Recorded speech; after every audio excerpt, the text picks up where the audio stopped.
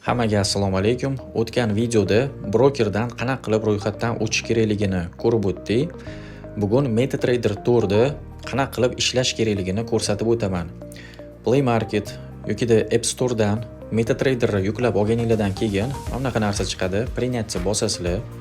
Открыть demo счет.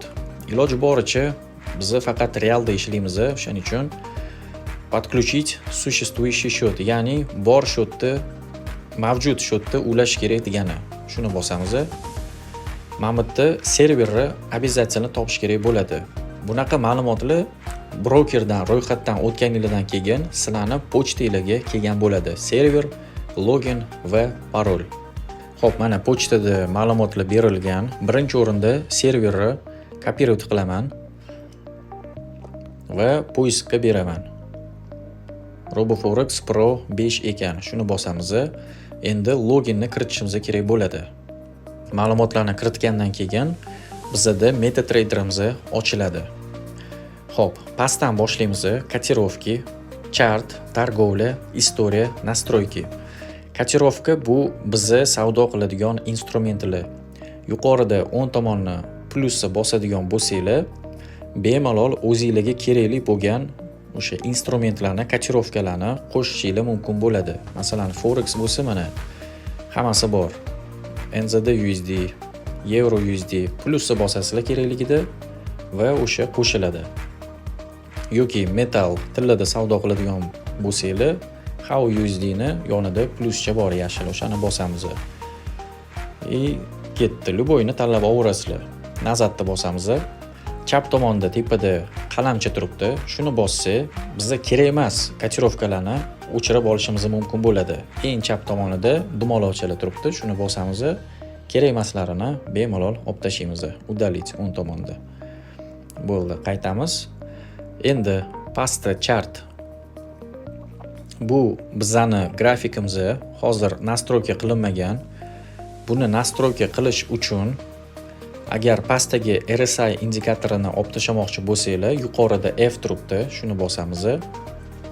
Mana o'ng tomonda править, qizilni bosib turib o'chirib yuborishimiz mumkin bo'ladi. Готово. Yoki qanaqadir indikatorlarni qo'shmoqchi bo'lsanglar, главный grafikka bosasizlar va kerakli indikatorlarni qo'shib olishingiz mumkin bo'ladi. Maslahatim, agar indikator bilan ishlaydigan bo'lsanglar, iloji boricha kompyuterdan qo'shinglar. Chunki telefonning ekrani kichkina bo'ladi va ko'rinmay qolishi ham mumkin. Asosiy grafik. Nazatni bosamiz. Yuqorida plus. Bu просто mana bunaqa orientir olasizlar, как бы snayperskiy pritsel bo'ladi. O'ng tomonida bizga kerakli bo'lgan har xilcha chizmalar, добавить obyektni bossak, masalan, zonalarni belgilash uchun yoki Fibonacci bu yerda bor. Yoki mana bunaqa trend liniyalar, misol uchun qaysirini ishlatmoqchi bo'lsanglar, tanlab olaverasizlar. Nazatni bosamiz, yana nazat. Chap tomonda tepada bizda time frame'lar 1 minutlikdan boshlab oyligacha. O'ng tomonda tepada торговля. Agar bitimga kirmoqchi bo'lsanglar, mana buy va sell. Stop loss, take profit. Bemalol narxga qarab shu yerda o'rnatishingiz mumkin bo'ladi. O'rtada 001 lot turibdi. Shuni ustiga bossanglar, bemalol o'chirib tashab, o'zingizga kerakli bo'lgan объемni tanlab bitimga kirishingiz mumkin. Nazatni bosamiz. Дальше.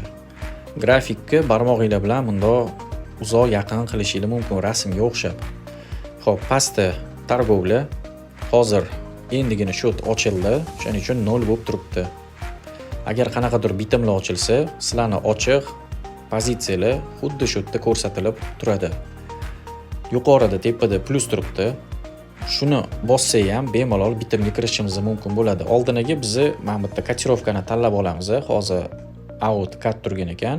Agar masalan tilida savdo qiladigan bo'lsak, oldin analiz qilamiz, keyin kerak bo'lsa stop loss o'rnatamiz, take profit o'rnatamiz, undan keyin buy yoki sell ni bosishimiz mumkin bo'ladi. Nazatni bosamiz. Pastda 4-chi istoriya. Bizani yopilgan bitimlar yoki qilingan depozitlar hammasi shu yerda ko'rsatilib turadi.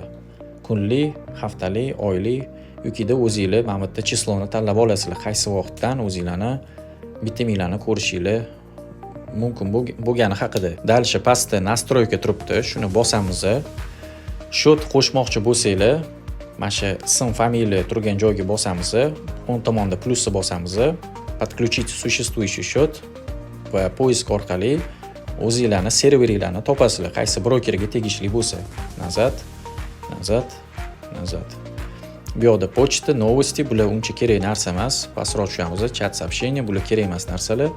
Agar tilini o'zgartirmoqchi bo'lsanglar, interface shuni bosamiz. O'zbek tili yo'q ekan. Eng maksimalisi rus tili va ingliz tili bizga yaqin. Dальше. Mabodo men bu grafikinglar pastdan ikkinchisi turgan sizlarni qoniqtirmayotgan bo'lsa, mana shu настройкаga kirib, chartingni bosasizlar. Mana bu yerda bar yoki yapon switchi yoki liniyalarni ham tanlab olishingiz mumkin bo'ladi. Liniya ask, ya'ni sotib olish, sotish, mana shuni bosib qo'ysanglar, hammasi ko'rinib turadi. Tsveta rangini tanlab olasizlar. Hozir grafikim qora bilan yashil turgan ekan. Xohlasam bundoq qora bilan oq qilishim mumkin. Va mana bu yerda yapon shamchilarini mana pastgasi qora turgan ekan. Pastgani qizil qilib qo'yaman, qizil rang. Bar tepaga bo'lsa yashil qilib qo'yaman. Eng klassik standart rang. Bo'yicha switcha bu ham yashil qilaman. Ya'ni tepaga medvejya switcha, bu pastga degani buni ham qizil qilib qo'yaman. Сохранить. Xo'p, liniya, объем, bularni ham rangini bemalol o'zgartirishingiz mumkin bo'ladi. Nazad bosamiz, endi ko'ramiz. Chartni bosib mana. Uje ko'ryapsizlar, sal-pal grafik o'ziga keldi. Tushunarliroq bo'lib turibdi. Xo'p, настройкада boshqa unaqa muhim narsa yo'q.